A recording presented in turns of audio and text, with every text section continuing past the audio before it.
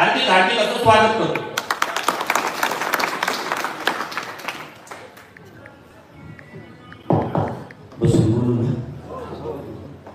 सगळ्यांना जय शिवाय. आपल्या बोरगाव चाललेल्या सर्व बांधवांना मानाचा जय शिवाय. मीच अचानक सांगितलं तुम्हाला, मला वाटतं मी 3 वाजता फोन केलाच, पुण्याला 2-3 बैठका लागल्या, त्यामुळे मीच अचानक सांगितलं की येता येता येतो म्हणून. त्यामुळे तुमची काही गडबड झाली असं, पण माझा पण नागरिक होता. पूर्ण राज्यभर बैठका सुरू आहे. पुण्याला जाताना आपण सुद्धा गावाला भेटून गेलं पाहिजे, म्हणून तुम्हाला फोन करून सांगितलं की आम्ही येतो म्हणून. कारण पुढची बैठक आहे 10 वाजता आत्ता, आणि आम्हाला पुण्यात पोहोचायचं. पण आता तुम्हाला बी शब्द गेला मध्ये आमचा येत होत म्हणून आलो. जास्त काय तुम्हाला सांगायची गरज नाही. तुम्हाला लढाई माहिती आहे, 2 वर्षापासून सलग सुरू आहे. आजपर्यंत ती बंद केलेली नाही. 29 ऑगस्टला आपण मुंबईला जातो. ही शेवटची आरपारची लढाई. त्यामुळे सगळ्यांनी ताकदीनं मुंबईकडे जायचंय. तुमच्या आईच्या नंतरूनच विदर्भ आणि मराठवाड्यातले सगळे मराठी गोरगरिबांचे लेकरं तुमच्या आईच्या नगरीतून जात आहेत. सगळेजण त्यांना आशीर्वाद द्यायला तर याच, पण सगळे मुंबईला पण चला. कारण ही शेवटची लढाई. ही सलग सुरू नसती तर मग शेवटचा शब्द खोटा टाकला असता.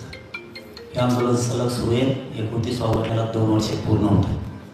त्यामुळं मुंबईला जाण्यापासून आपल्याला कोणी रोखायचं नाव घेऊ शकत नाही. आणि कोणी जर म्हणत असेल त्याच्यावर ध्यान देऊ नका, कारण ही प्रवृत्ती राज्यभर सगळीकडे आहे. काहीतरी खोटं नाटं सांगणार, हे सण येतं ते सण येतं, कुठं गणेशोत्सव आहे, कुठं अनेक काही प्रकार आहे, असं काही सांगू शकते. ही प्रवृत्ती महाराष्ट्रावर आहे. ही गल्ली गल्ली आहे प्रत्येक राज्यातल्या. पण ते शेवटी सरकारने पेरलेले असते. त्याच्यामुळं गेल्या वेळेस सुद्धा आपल्याला सरकारनं परवानगीला रोखलंच होतं. तर ही मराठी मुंबईत गेले होते. आणि मी म्हणत जरा मी एवढं लक्षात ठेवा, परवानगी असली तरी मराठी मुंबईत जाणार आणि नसली तरी जाणार.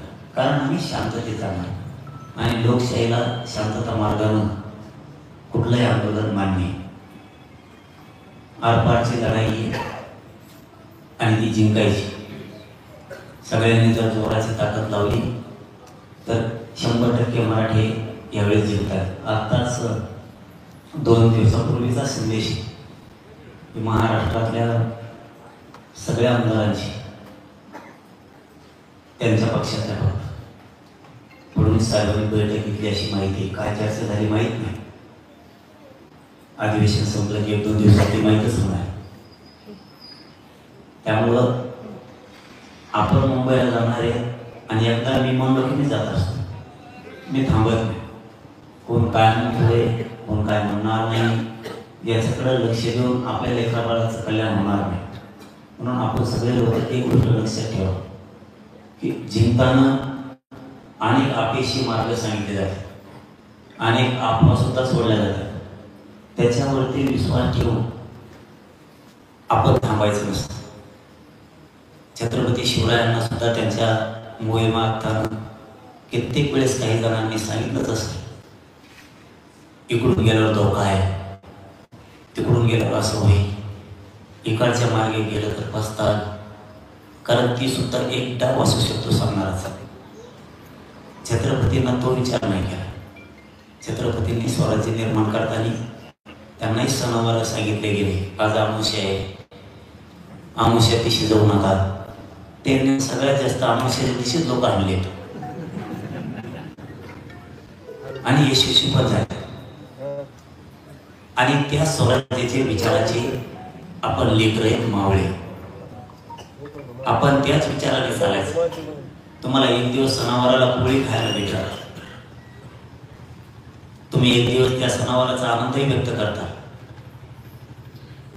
पण त्या नादात जर आरक्षण गेलं तर पुन्हा नोकरी आणि शिक्षण डबल येणार नाही, हे लक्षात ठेवा.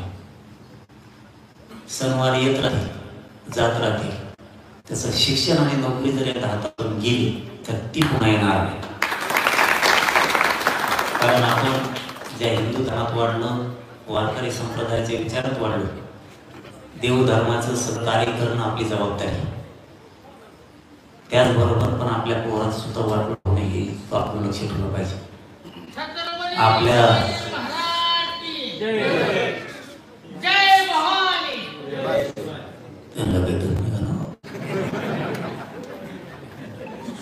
हे उत्सव हमेशा येतात, आपण कधीही ते साजरे करू शकतो, पण पुन्हा नोकरी शिक्षण नाही येणार तुमच्या वाट्यात. ते जर एकदा हातातून गेलं तर वाटलं जाईल. आणि शेवटची लढाई म्हणल्यावर आपण सुद्धा ताकदीने त्या सगळ्यांना उतारलं पाहिजे. लोक म्हणतात पश्चिम महाराष्ट्रात मराठी येत नाही. बरोबर, हे कॅमेरा तुमचा लोकर नाही तर काय ते का जाणार आहे काय? काही हवा सुटीत येतं आमच्या तिकडं. खरंच ना, तुम्हाला खोटं वाटत असेल, आमच्याकडे तिकडे सांगतात नाही पश्चिम महाराष्ट्रातले मराठी येत नाही. आता हे पश्चिम महाराष्ट्रातले मराठी कुठले तिथं डांग घेऊन उभं राहिले बाहेर. हे सत्य परिस्थिती, हे सांगावं आणि निगेटिव्ह पणा कसा पसरायचा एवढेच कामं केले जाते. मी विदर्भात सुद्धा जातोय, तिकडं पण आहे. आधी तर म्हणत होते आपल्याला निवडणूक झाली म्हणले मराठीच संपले, आता मराठीच फुटले सगळे. जेव्हा आंतरवालीच्या पत्र्यावर लोक उभं राहिले, सगळ्याचे पत्रे खाली पडले, उभं राहायला सुद्धा 10 किलोमीटरवर जागा नव्हती, तेव्हा म्हणले हे मराठी कधीच फुटू शकत नाहीत, म्हणजे हे मराठीची एक आहे. आता मी अचानक बैठका घेतोय महाराष्ट्रासाठी. हे पहिलं गाव आहे तुमचं, मी प्रामाणिकपणाने सांगतो. या तुमच्या बोर्डगाव गावात अहिल्यानगरच्या मी पहिल्यांदी 4 घंटे आधी सांगितलं, म्हणजे 3 वाजता सांगितलं. ते पहिलं गाव आहे. नसता मी डायरेक्ट गावात जातो, एक गाडी घेऊन. फक्त गाड्याचा ताप हा नाही, 20-25 गाड्या नाही. मी एक गाडी घेऊन जातो, मग त्या गावातल्या लोकांना माहीत होतं हे आपल्या गावात आले.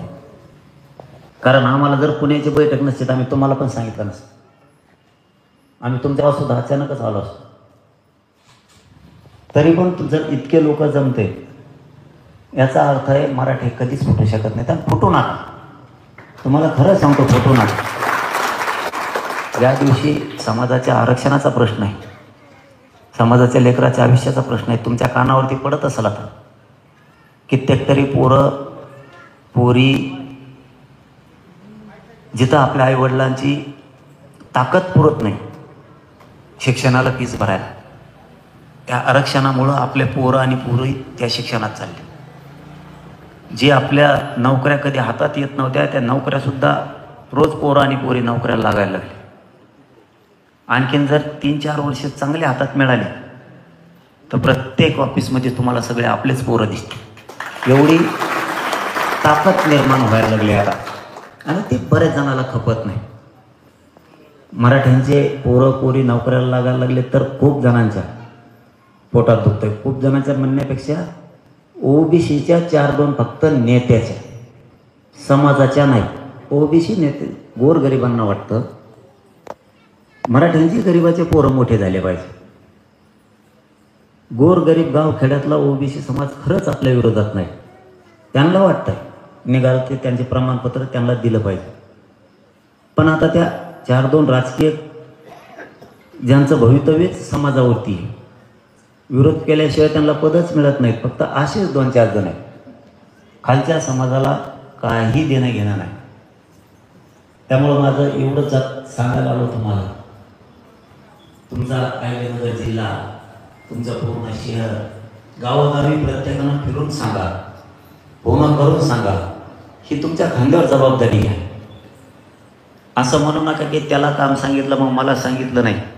कारण प्रत्येकाला फोन करणं होत नाही, प्रत्येकापर्यंत निरोपसुद्धा देणं होत नाही. स्वतःहून आपण एकमेकाचं ऐकायचं आणि जिल्हाभर ही मोहीम राबवा. आणि अहिल्यानगर जिल्ह्यातून लाखानं गाड्या बाहेर निघल्या पाहिजेत.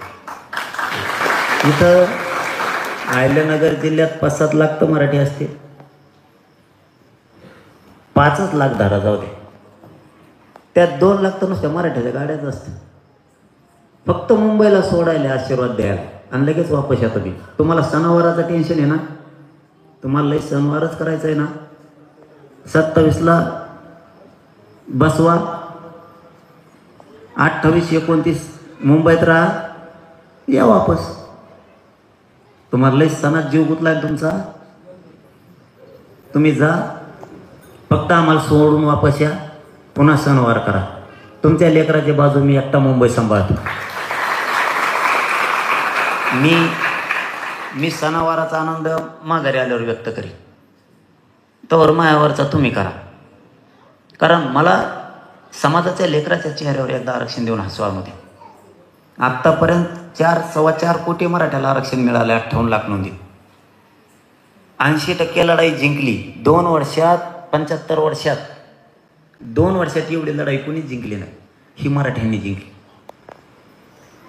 फक्त 2च वर्षाच्या आत मराठ्यांना इतकं मोठं आरक्षण मिळालं. हे 75 वर्षात कधीच घडलं नाही, असं या 2 वर्षात घडलं. हे सातत्यानं लढाई सुरू आहे, बंद नाही आहे, आणि ती बंद करत बी नाहीत आपण. शेवट आता हातोडा मारायचा आपल्याला 29 ऑगस्टला, आरक्षणच घेऊन वापस यायचं. आता त्यांना बोलायला जागा नाही, सरकारला फसवायला जागा नाही. ते म्हणू शकत नाहीत आता मराठा आणि कोण BAKGR काढू शकत नाहीत. त्यांच्याकडे आता 58 लाख नोंदीचा अहवाल आहे. हैदराबादचं गॅजेट द्यायला नाही म्हणू शकत नाहीत, सातारा संस्थांचं, बॉम्बे गव्हर्नमेंटचं द्यायला नाही म्हणू शकत नाही. सगळे सोयऱ्याच्या आधी सूचना काढलेल्या आता 1.5 वर्ष झालं. किती वेळ पाहिजे आता त्यांना? त्यामुळं बोलायला त्यांना कुठंच जागा नाही आहे. आता यशस्वी होणार तर मराठी आणि जिंकणार सुद्धा आता मराठी, त्याच्याशिवाय वापस येत नाही. फक्त एक मत हे माझं एकच, मतभेद काही मनभेद असतील सोडा, समाजाकडे बघा, समाजाच्या चेहऱ्याकडे बघा, समाजाच्या अडीअडचणीकडे बघा, समाजाच्या अस्तित्वाचा प्रश्न बघा, समाजाच्या पोरींचे शिक्षणात किती हाल होते हे बघा. श्रीमंत मराठा असला तरी पैसा जातोय आणि नसला तरी पण जातो. अशी संधी पुन्हा येणार नाही. शेवट फक्त सगळ्यांनी 2 दिवसासाठी कामं सोडा.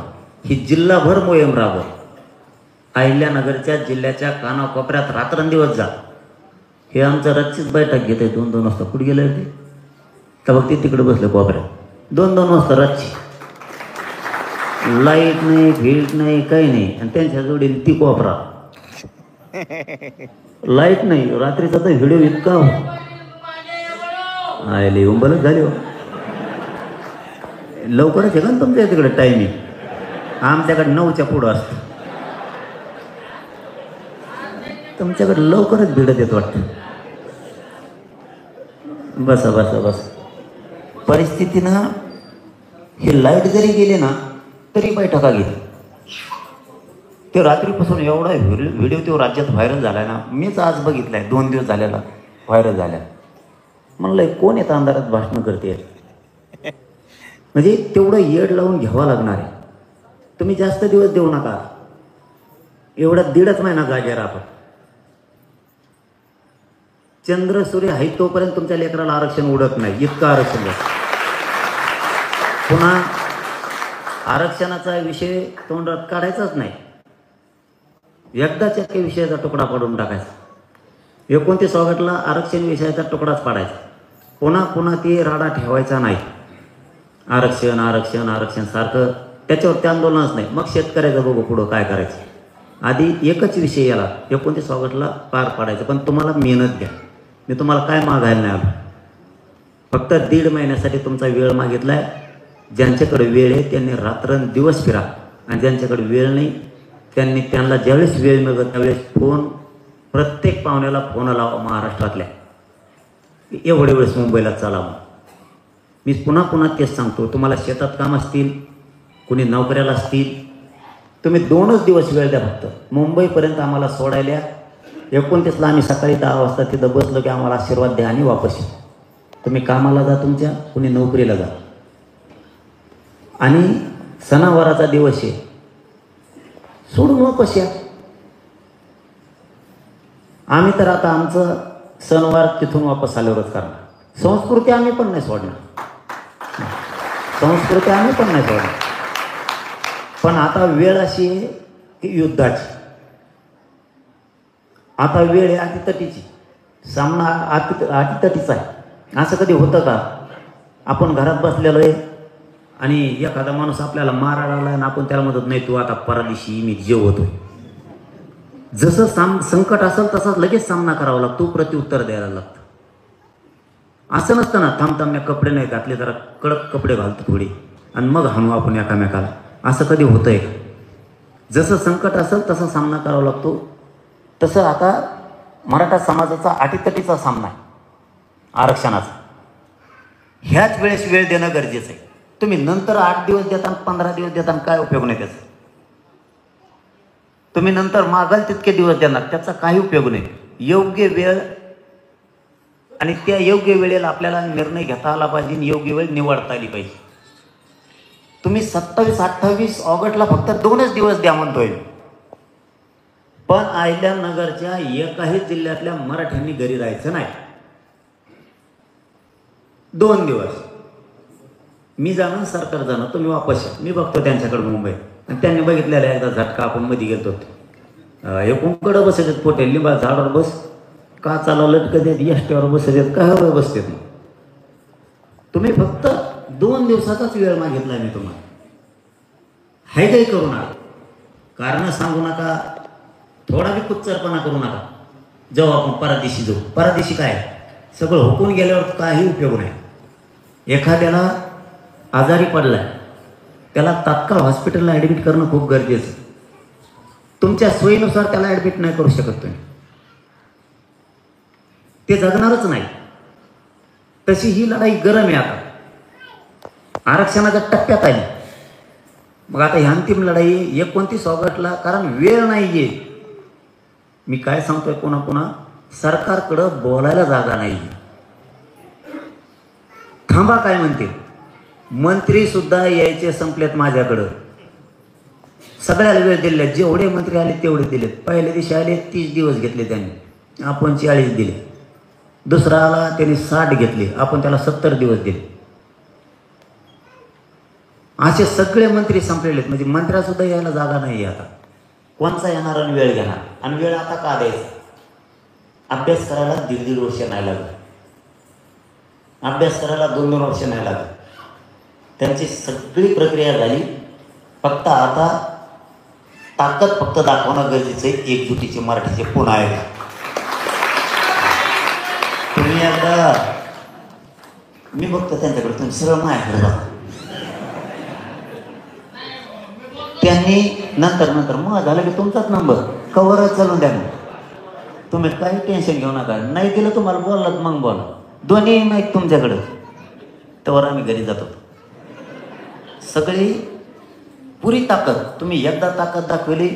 उभा महाराष्ट्र आज मी म्हणतोय, आज सुद्धा मराठ्यांसाठी एकजूट देशात कोणाची नाही. आज पण म्हणते ना, आज पण ते शब्द आहेत लोकांचे. दुसऱ्यांदी अशी ताकद दाखवा नका. तर जगातले लोक म्हणले पाहिजेत, महाराष्ट्रातल्या मराठ्यांसाठी एकजूट जगात आम्ही कधी बघितले नाही. मिळेल त्या वाहनानं.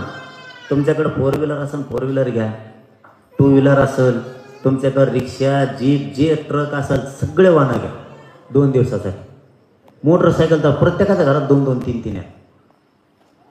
फक्त मुंबईपर्यंत न्यायची आणि माघारी आणायची, काहीच काम नाही करायचं तुम्हाला. कारण ह्या ऐतिहासिक लढ्यात सहभागी व्हा. या ऐतिहासिक लढ्याचे साक्षीदार तुम्ही स्वतः व्हा. तुम्हाला या भूतोना भविष्याची न होणारा हे लढा आहे विजयाचा. ही ऐतिहासिक लढा होणार आहे विजयाचा. याचे साक्षीदार तुम्ही प्रत्येक जण राहा. तुम्हाला कधी खंत मरेपर्यंत नाही वाटली पाहिजे की मी गेलो असतो तर बरं झालं असतं. प्रत्येक मराठ्यांना वाटलं पाहिजे त्या लढ्यात मी स्वतः माझी मोटरसायकल 4 व्हीलर घेऊन हजर होतो. मग व्यावसायिक मराठा बी असू द्या, शेतकरी मराठा असू द्या, गरीबातला गरीब, श्रीमंतातला श्रीमंत, राजकारणी मराठा सुद्धा एकानेही गैरहजर राहू नका, कारण सगळ्यांच्या लेकरा बाळाला हे आरक्षण लागणार आहे. पक्षातल्या मराठ्यांच्या लेकराला लेकीबाळीला सुद्धा आरक्षण लागणार आहे आणि पक्षात नसणाऱ्यांच्याही लेकीबाळीला लागणार आहे. म्हणून सगळेचे सगळे तुटून पडा. एक दिवस फक्त सगळ्यांनी निर्णय घ्या, जातीसाठी मला 2 दिवस द्यायचे आणि मिळेल त्या वाहनानं मुंबईकडे चला. येणार का नक्की सगळे? वर हात करून सांगा बरं मला. वा वा, मग तर भेटत नाही मी आता सरकारला. मला आता पुण्याला बैठक आहे. मीच तुमची मनापासून खरंच दिलगिरी व्यक्त करतो की मीच तुम्हाला अचानक वेळ दिला. मीच सांगितलं होतं जरा टप्प्यानं येईल, पण अचानक मीच सांगितलं 3 वाजता की यायलोय. तरी तुम्ही इतक्या प्रचंड संख्येने जमला, कारण ही गावची बैठक आहे, ही काय जिल्ह्याची नाही, ही काय कुठं तालुक्याची नाही. तरी पण एवढी होत असली तर याच्यावर सुद्धा सरकारला कळतं मुंबईला लोक किती येणार. एवढ्यावर एक मराठा एका गावात जर इतके लोक जाते तर याचा अर्थ असा होतो प्रत्येक गावात एवढेच लोक मुंबईला निघणार आहेत. मग त्यांनी अंदाजा लावलाय यांना पहिल्यासारखे कोणतेच ग्राउंड पुरत नाही आणि आपण 3ही मागितले आहेत, तेवढे मागितले. बीकेसीचं मागितलं, आझाद मैदान पण मागितलं, छत्रपती शिवाजी महाराज पार्क पण मागितलं. तुमचं जेवढे तेवढे द्या म्हणून सांगितलं. तुम्हाला फी पाहिजे असली तर आम्ही भरायला तयार आहे आणि तुम्ही नाही दिले तरी पोरं त्याच्यावर जाऊन बसणारच. मनोज दादा तुम आगे बढ़ो. तुम्ही जर दिले तर उलट लोक तुमचा सन्मान करतील की सरकारने मग गोरगरीब मराठी खेड्यातून येतात त्यांच्यासाठी ग्राउंड दिले. तुम्ही परवानगी दिली तर गोरगरीब करोडो मराठ्यांचे लेकरं किंवा मराठा समाज म्हणणारे यांनी परवानगी पण दिली, कारण आम्ही शांततेत येणार आहे. शांततेत येणाऱ्या लोकांना जर तुम्ही रोखलं तर त्याचे दुष्परिणाम उलटे होते. उलट लोक नाव घेणार आहे सरकारचं. ग्राउंड दिले, परवानगी दिली, तुम्ही दिले ग्राउंड तरी आम्ही त्याच्यावर बसणारच आणि तुम्ही नाही दिले तरी बसणारच. तुम्ही परवानगी दिली तरी मी मुंबईत जाणार आहे, नाही दिली पण तरी पण जाणार. मग सरकार येऊन दे, नाही सरकारचा बाप येऊ दे, कोणाला यायचं त्याला येऊन दे, मुंबईत मी जाणार. तुम्ही प्रेमाने गोडीने जर केलं, तुम्ही मराठ्यांना धरून राहिले, मराठ्यांच्या मागण्या ऐकल्या, मराठी सरकारला धरून राहतील. तुम्ही मराठ्यांच्या विरोधात गेले, सरकारचं काही खरं नाही. आणि एवढ्या वेळेस पुन्हा एकदा विनंती करून सांगतो, आजपासून सगळ्यांनी आपण आपले मोबाईल सुरू करा. तसे रोज सुरू असते तुमचे, पण ह्या आंदोलनासाठी सुरू करा. रोज त्याच्या पोस्ट टाका, चलो मुंबई 29 ऑगस्टला म्हणून. आपल्या पाहुण्या रावळ्यांना सगळ्याला महाराष्ट्रभर जिल्हाभर फोन करून सांगा, एवढ्या वेळेत चला, एवढ्या वेळेत जाऊ आपण सगळे, जिंकण आपला समाज. असं सांगा समाजाला आणि समाजाला सगळ्या मुंबईला चला म्हणून आग्रह करा. एवढीच विनंती करतो आणि थांबतो. धन्यवाद सगळ्या. जय शिव. मित्रांनो, नगर जिल्ह्यातल्या बुरुडगावमध्ये ही पारावरची चावडी बैठक या ठिकाणी झालेली आहे. मित्रांनो, लाईव्ह तुम्ही कुठून पाहताय कमेंट्समध्ये लिहा. जास्तीत जास्त पुढे पाठवायला विसरू नका. ज्या ज्या वेळेस आमरण उपोषण केलं असेल नगरमध्ये, जे पण आरक्षणासाठी घटना घडली असेल, त्या घटनेमध्ये आपले एक बांधव, आमचे सहकारी दादा दरवेळेस ती व्यक्ती आपल्या उपोषणात असेल, बरोबर असेल. म्हणजे आता पण नुकतीच एक घटना घडली आहे. समृद्धी महामार्गावर हाती आलेला मुलगा, म्हणजे 11 वर्षाचा, 108च्या कॉलिंग चुकीमुळं ते आले नाही, म्हणजे त्यांच्या चुकीमुळं, आणि त्या मुलाचा जीव गेला आपल्या अकोला भागात, तिकडच्या चेलोच्या. ते असे संतोष आजबे इथं आले. विचार करा, घरात हाती आलेला मुलगा गेला आणि तरी तो व्यक्ती आज तुमच्यात आहे. संतोष भाऊ कुठे आहेत? म्हणजे असं कडवं मराठा रक्त पाहिजे का ते आज समाजात घरात रक्ताने तोंड भरलेला तरी सुद्धा तुमच्यात आहे. म्हणजे हे जे मराठी आहेत ना, आणि हा जो विषय असतो ना, हेच काहीतरी क्रांती इतिहासात नाव मिळत असतं. त्यामुळे आपल्याला हे सूचना करत होतो. या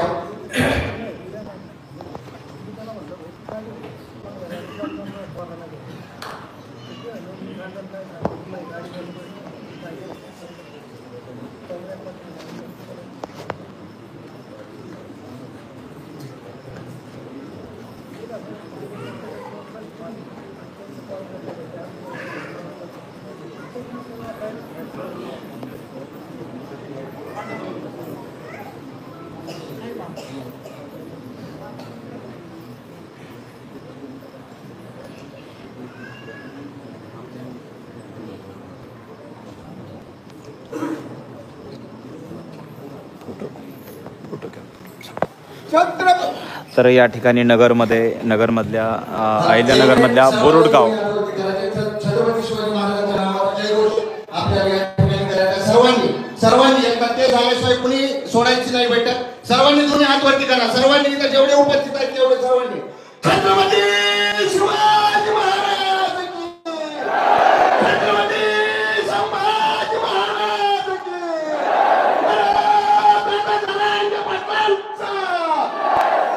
धन्यवाद. तर अहिल्यानगरमधल्या बोरुडमधली ही मीटिंग आहे. बांधवांनो, तुम्ही कुठून लाईव्ह पाहिलं कमेंट्समध्ये नक्की लिहा. जय शिवराय, जय शिवराय, जय शिवराय. अहिल्यानगर. दादा बोला बोला, डायरेक्ट बोला, काही अडचण नाही. वेळ आहे ना, बोला ना तुम्हाला. हो, येस येस येस येस, बोला दादाला बोला. तर अहिल्यानगरमध्ये या ठिकाणी बोरुडगावला ही पारावरची चावडी आज या ठिकाणी पार पडलेली आहे. कुठल्याही प्रकारची पूर्वकल्पना न देता मनोज जरांगे पाटील या गावामध्ये आले होते आणि या ठिकाणी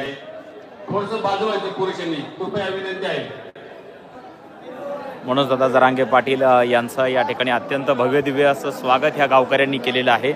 आणि बांधवांनो, लाईव्ह तुम्ही कुठून पाहताय कमेंट्समध्ये नक्की लिहा. जास्तीत जास्त शेअर करायला विसरू नका आणि पुढे पाठवायला देखील विसरू नका. चला एक मिनिट दादा, या ठिकाणी माता भगिनी दादांचं औक्षण करून स्वागत करतायत. एक मिनिट दादा, एक मिनिट, थोडंसं एक मिनिट. जय शिवराय, जय शिवराय. या ठिकाणी महिला भगिनींकडून मनोजदादांचं औक्षण केलं जात आहे, आशीर्वाद दिले जात आहेत. आणि मुंबईला जे आंदोलन होणार आहे त्या आंदोलनासाठी अत्यंत या ठिकाणी मनापासून या सगळ्या माता भगिनी शुभेच्छा देत आहेत. नगरमधली ही लाईव्ह दृश्य आहेत, आपण थेट आत्ता लाईव्ह पाहतोय. एकच मिशन मराठा आरक्षण, चलो मुंबई मराठा आरक्षण योद्धा, संघर्ष योद्धा मनोजदादा जरांगे पाटील यांचं या बोरुडगावमध्ये अत्यंत या ठिकाणी उत्साहात माता भगिनीकडून स्वागत होत आहे.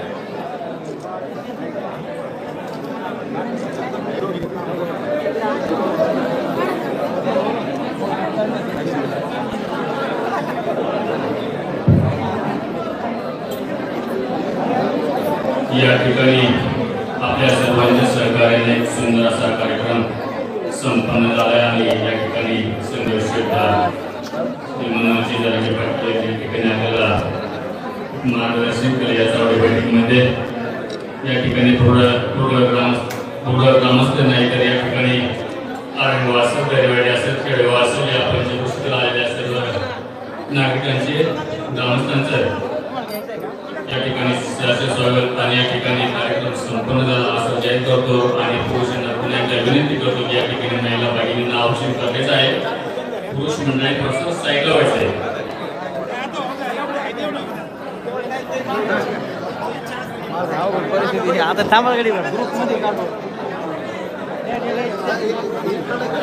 अहिल्यानगर येथील बुरुडगावमध्ये मनोजदादा जरांगे पाटील आज पारावरची चावडी घेण्यासाठी आले होते.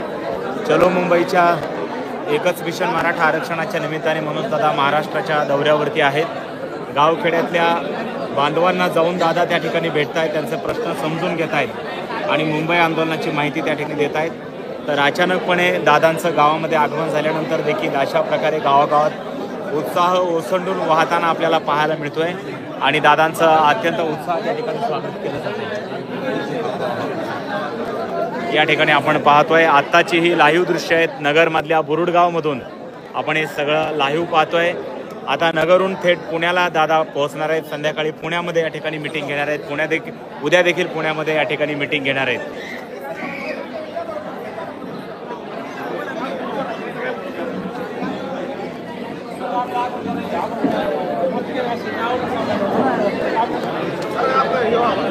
तर मित्रांनो, हे लाईव्ह व्हिडिओ कुठून बघितला कमेंट्समध्ये नक्की लिहा आणि प्रत्येक अपडेटसाठी आपण आपलं चॅनल पाहत राहा. जय शिवराय.